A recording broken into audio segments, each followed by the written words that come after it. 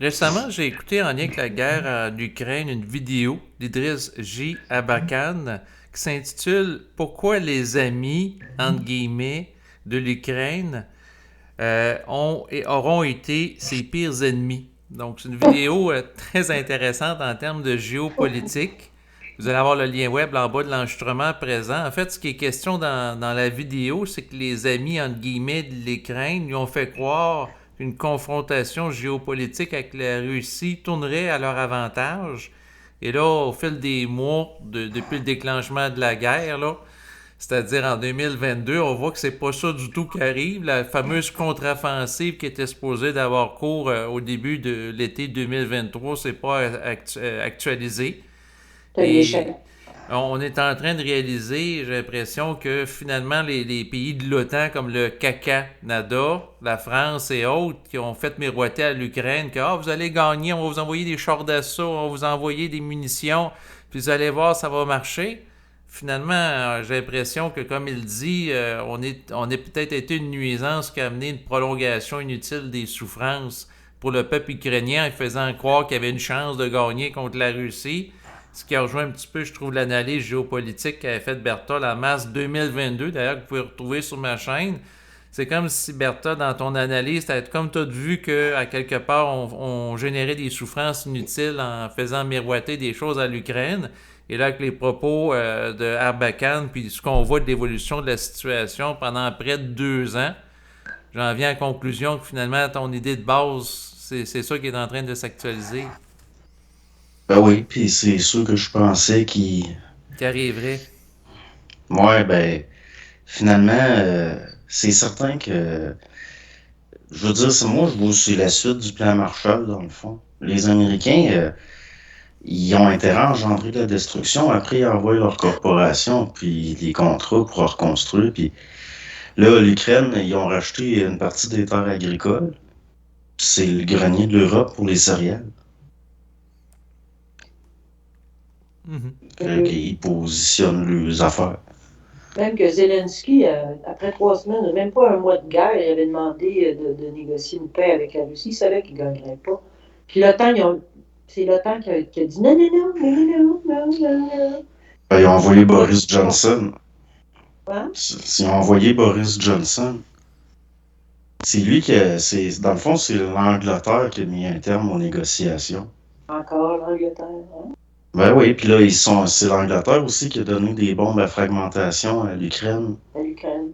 Puis des affaires, des bombes un petit peu, tu sais, des bombes sales un peu, là. Le nucléaire, c'est pas la Avec Russie, là. non, non, non. Non, Pas non, ça. mais Fait c'est que, ça. Ce que les gens, il faut qu'ils comprennent, c'est que des bombes à fragmentation, ça peut amener de la radioactivité puis augmenter le cancer au sein de la population qui vont être exposés à ça par la suite. ben Exactement. oui. Puis qu'est-ce que j'ai vu qu'ils ont reçu? Ben c'est pareil, comme les Américains, là, en même temps qu'ils ont l'air de vouloir calmer Israël, puis tout, ils ont livré du phosphore blanc. C'est Ah, des armes interdites. C'est ils sont l'hypocrisie. sur la bande de Gaza, pour la caisse. C'est complètement délirant. Hein. En plus, parce que la bande de Gaza, c'est comme un démonstrateur. C'est-à-dire que c'est filmé ces attaques-là, puis après, si en tant que pays, tu veux acheter ces armes-là, Mhm. Ah, oh, Donc, ben, oh, c'est ça vraiment de devient un même. lieu expérimental d'armes. Puis à ce moment-là, ben, les gens peuvent dire ben, j'ai trouvé ça intéressant, telle attaque sur tel hôpital. Ils ont fait du bon travail pour détruire. Fait qu'on va utiliser ces armes-là. ouais. Ben oui. Ben, faut On que va tu le me passer montres comme que... ça. En Ukraine, je pense qu'il y a 600 000 morts, autour de 600 000 morts de soldats. Là. Ouais, moi j'ai entendu de mon côté parler d'au-dessus de 500 000 morts de soldats. Puis que l'âge moyen présentement des combattants, c'est de 43 ans, là.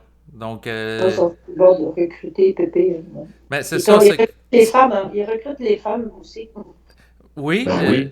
il y avait une vidéo, là, on ne sait pas si c'est vrai ou pas, là, mais qui avait été virale sur le web, comme de quoi qu'il y avait une femme enceinte qui combattait au sein des forces ukrainiennes.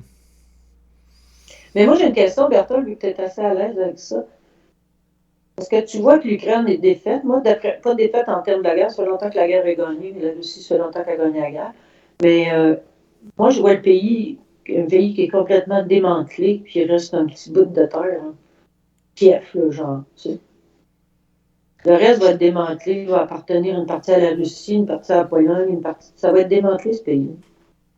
Ben, souvent, comme ça arrive souvent, au fond, ils vont C'est quoi dire, le monde qui sont là, c'est ben, il reste que ce qui se passe en ce moment, puis qui fait qu'il y avait des conflits par rapport aux régions plus à l'est, c'est justement à cause de des frontières qui ont été créées de même après des guerres.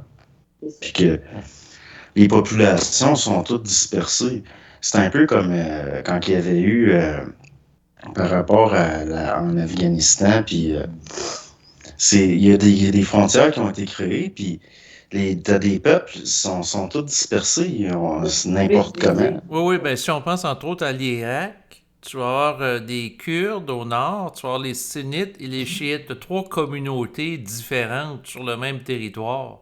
Or, les Kurdes revendiquent pour avoir le Kurdistan au nord, puis les deux autres communautés pourraient aussi revendiquer pour avoir chacun. En réalité, ça peut être trois pays au lieu qu'il y ait un pays avec trois communautés distinctes. un peu comme ils ont fait avec l'Afrique dans le temps, en divisant un pays, dans le temps c'était des royautés. C'est toujours la même stratégie, en fait. Foutre la mort, tu crées des divisions tu fais des frontières, tu divises les peuples. Les peuples, entre autres en Afrique de l'Ouest, les peuples se sont trouvés d'un bord et de l'autre. Diviser pour régner. C'est ça. Donc, C'est toujours la même stratégie. Ils sont pas très brillants, en fait, moi, je trouve. mais c'est parce que ça fonctionne. Fait qu'à quelque part, Ouais. ils reproduisent ce qui fonctionne, c'est-à-dire qu'ils donnent des résultats.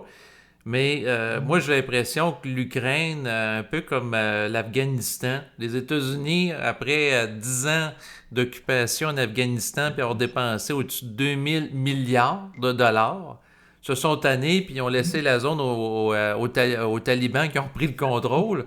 Moi, j'ai l'impression que ce qui va arriver, c'est qu'à un moment donné, les contribuables vont peut-être être tannés de payer, les contribuables américains et canadiens.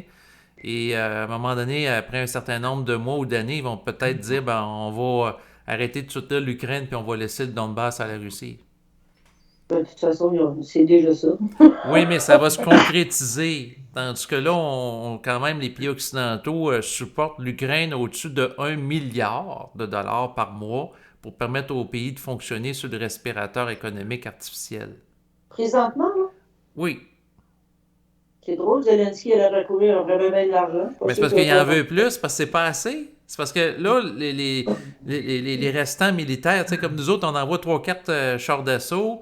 Il y a pas assez d'équipement puis d'armement pour être capable de tenir puis reprendre les zones qui avaient été conquises. Là. La contre-offensive, ça n'a pas marché. C'est sûr qu'avec un paquet de chars d'assaut dépareillés, tu peux rien faire. Il aurait Il n'y fallu qu'il y ait a pas rien les... que ça, c'est que ça se conduit pas de même, trois mouvements, deux semaines. Là. C'est des mois, c'est des équipements qui prennent des mois à contrôler et à apprendre à travailler avec ça. Là. Tu sais, il y a aussi, ils n'ont pas la main-d'œuvre, ils n'ont même pas la main-d'œuvre. Ben Ils là, n'ont ils pas l'ont de envoyé moins en des moins parce soldats, qu'ils sont en ils ont train de envoyé des mourir. équipements, c'est pas pareil. C'est ça, il y a de moins en moins de main-d'œuvre. Ils sont en train de mourir, les gens sur place, en âge de combattre. Mais ce que je voulais dire, c'est que s'il y avait eu, par exemple, parce que les pays de l'OTAN, au total, il y a à peu près 2000 chars d'assaut Léopard. Bon, mais si tu as 2000 chars d'assaut, on s'entend qu'en termes de contre-offensive, ça va être plus efficace que 3-4 chars d'assaut du Canada puis d'un autre pays, là. Ça n'a pas l'air d'avoir fait un pli sur la poche des Russes, en tout cas. Ben, Excusez-moi je de me dire rappelle, ça. l'Allemagne avait livré un paquet de chars d'assaut, puis ça a pris quelques jours, ils étaient tous brûlés. C'est tout C'était brûlé. fini. L'armée russe est l'armée la plus puissante défensivement au monde. Ben, c'est Ils sont surtout en tellement plus, ils fabriquent leurs affaires. en plus. C'est ça, là. Mais ils sont aussi défensivement très forts. Donc, et puis, Mais, comme dit Berthold, ils ont une autonomie. Ils font, je ne sais pas combien de balles par jour ils peuvent faire, là, mais ils produisent leur propre équipement, qui sont très, très, très avancés dans l'équipement. c'est ça, Ouais. mais ils ont été dépeints par la propagande occidentale, parce que j'ai quand même écouté plusieurs reportages par rapport à l'armée russe, comme, bon, ils donnent des vieux AK-47 aux gens, tu sais, c'est du vieux stock, tu sais, pour vraiment montrer que c'est une armée qui est en déroute. Ouais. Voyons donc, les AK-47, même les premiers modèles, ils marchent bien encore. Tu sais, dans les armes, les mieux, là. Tu sais, la propagande, David, hein, sur les Russes, là, je ne sais pas combien de fois qu'ils nous ont annoncé la mort de Poutine aussi. Là, tu sais, il est malade, il est fou, il est mort d'un cancer. Écoute, à un moment donné, c'est bien ridicule. Là. Tu peux quand même plus croire ce qu'il te dit Non, quand non, tu c'est écoutes les ça. nouvelles. Ben, le but de démoraliser l'ennemi à travers ça, je pense, a contaminer les gens qui sont pro-Ukraine. Puis c'est ça là, que le cercle vicieux, c'est que ces gens-là se sont fait laver le cerveau, puis là, ils ont lavé le cerveau du monde en Ukraine comme de quoi qu'ils pouvaient gagner. Parce qu'eux autres, intoxiqués par leur propre propagande.